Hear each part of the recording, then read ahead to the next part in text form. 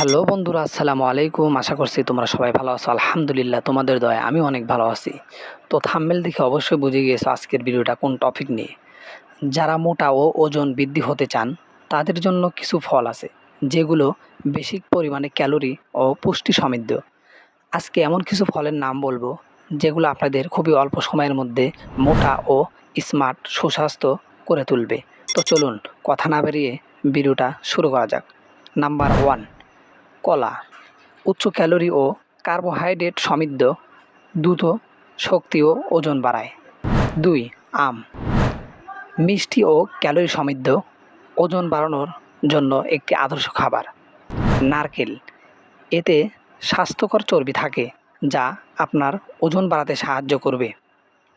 আশা করছি যেগুলো ফলের নাম বললাম প্রত্যেকটা আপনার হাতের নাগালে। সো ভিডিওটা যদি একটু উপকারে এসে থাকে তাহলে অন্তত একটা লাইক দিয়ে যাবেন। সবাই ভালো থাকবেন, সুস্থ থাকবেন। ধন্যবাদ।